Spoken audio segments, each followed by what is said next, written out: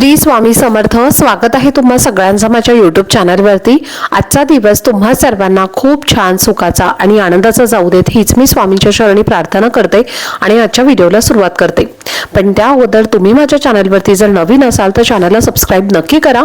त्याचबरोबर कमेंटमध्ये श्री स्वामी समर्थ लिहायला अजिबात विसरू नका। तर उद्या आहे 12 नोव्हेंबर आणि वार आहे रविवार आणि उद्याच्या दिवशी आलेली आहे दिवाळी।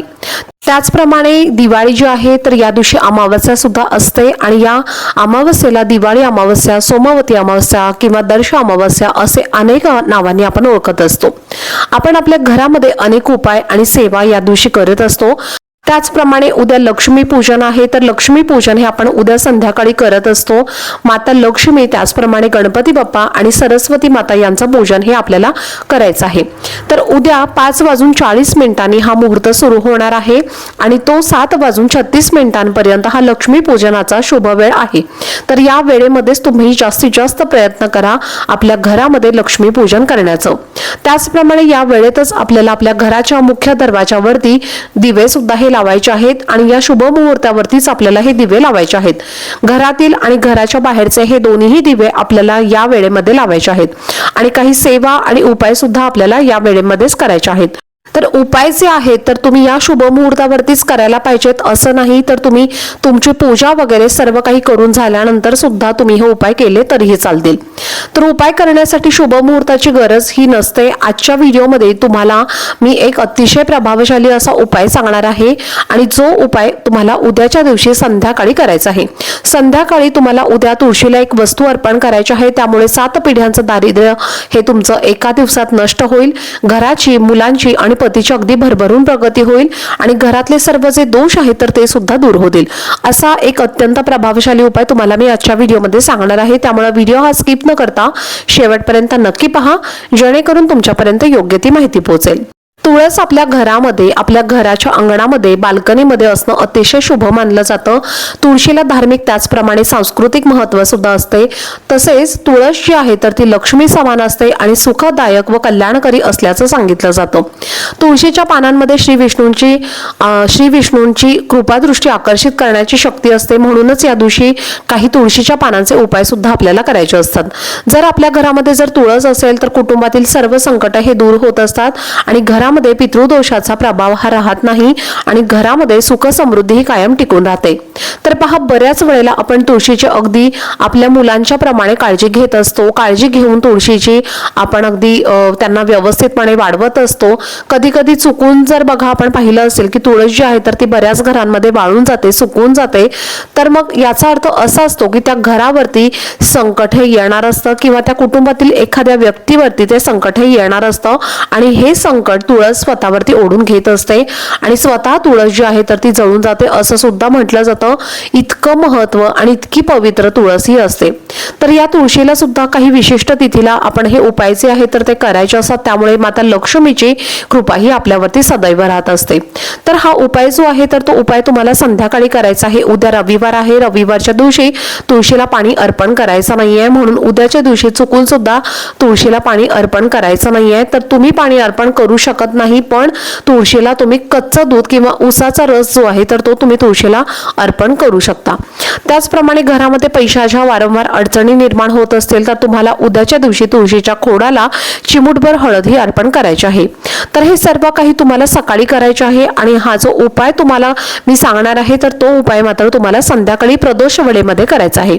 म्हणजे काय, तर तुम्हाला संध्याकाळी 6 वाजल्यानंतर हा उपाय करायचा आहे। 6 वाजल्यानंतर तुम्ही रात्री 12 वाजेपर्यंत तुम्ही हा उपाय केव्हाही करू शकता। तर तुम्हाला काय करायचं आहे, एक दिवा बनवायचा आहे। हा दिवा तुम्ही कणकेचा बनवला तरीही चालेल किंवा मग तुम्ही एखादी मोठी मातीची पणती घेतली तरी सुद्धा चालेल। तर पहा, आता दिवाळी आहे आणि दिवाळीमध्ये आपल्या घरामध्ये प्रत्येकाच्या मातीच्या पणत्या या असतातच, तर त्यातलीच एक पणती तुम्हाला तुळशीसाठी वापरायची आहे। तुळशीची सुद्धा तुम्हाला विशिष्ट पूजा ही उद्याच्या दिवशी करायची आहे। तर तुम्हाला काय करायचं आहे, एक 9 मुखी तुम्हाला दिवा बनवायचा आहे. 9 मुखी दिवा बनवताना काय करायचं आहे, त्याच्यामध्ये तुम्हाला 8 लांबवती बनवायच्या आहेत. एक फुलवात तुम्हाला बनवायची आहे मध्यभागी आणि ती लावायची आहे, आणि बाकीच्या ज्या 8 वाती आहेत तर त्या तुम्हाला या वेगवेगळ्या दिशांना लावायच्या आहेत. तर अशा पद्धतीने तुम्हाला हा दिवा तयार करून घ्यायचा आहे. किंवा मग तुम्ही कणकेचा दिवा बनवणार असाल तर मग त्याला तुम्हाला अशा पद्धतीने 8 मुखी जो दिवा आहे तर तो बनवायचा आहे, आणि मध्ये तुम्हाला सांगितल्याप्रमाणे जी फुलवात आहे तर ती ठेवायची आहे. तर अशा पद्धतीने तुम्हाला हा दिवा बनवायचा आहे, किंवा मग तुम्ही मातीची पणती घेतली तरीही चालेल. तर आता काय करायचं आहे, तुम्हाला ह्याचं जे तोंड आहे, दिव्याची जी तोंड आहे तर ती तुम्हाला अशा पद्धतीने 8 बाजूंना काढायची आहेत. उद्या दिवाळी असल्यामुळे सगळ्यांच्या घरी खूप घाई गडबड असतं, खूप काम असतं. म्हणूनच दिवा बनवणं वगैरे जर तुम्हाला शक्य नाही झालं आणि इतका वेळ नसेल तर मग तुम्ही मातीचा दिवा घेतला तरी सुद्धा चालेल. आणि या मातीच्या दिव्यांमध्ये मात्र तुम्हाला 8 ज्या लांब वाती आहेत म्हणजे जोडवाती आहेत तर त्या तुम्हाला टाकायच्या आहेत, आणि तुम्हाला मध्ये एक फुलवात लावायची आहे. त्यानंतर या दिव्यामध्ये तुम्हाला शुद्ध गाईचं तूप घालायचं आहे. शुद्ध गाईचं तूप नसेल तुमच्याकडे तर मग तुम्ही इतर कोणताही म्हशीचं तूप घातलं तरीही चालेल. आणि त्याच्यामध्ये तुम्हाला अगदी चिमूटभर जी हळद जी आहे तर ती त्या दिव्यामध्ये तुम्हाला टाकायची आहे.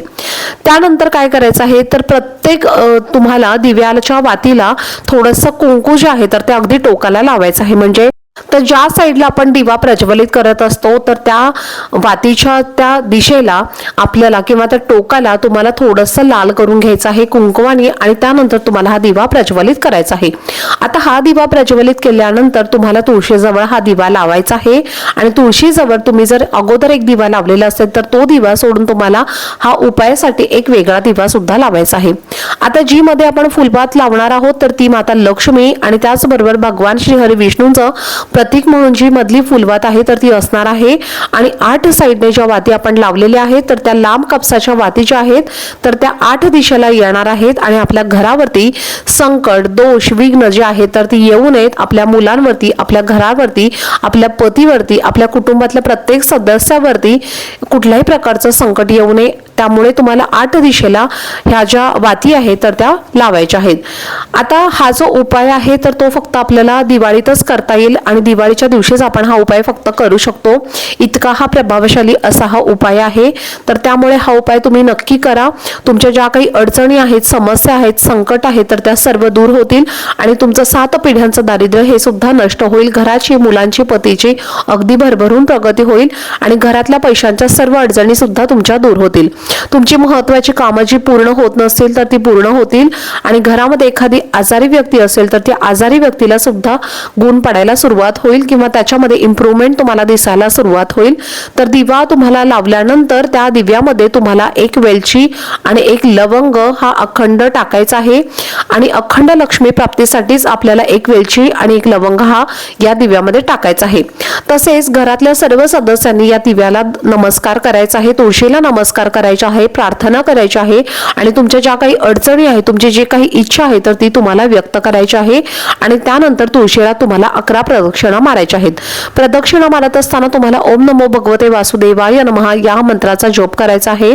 तर असा हा एक उपाय तुम्हाला उद्याच्या दिवशी संध्याकाळी आवर्जून करायचा आहे.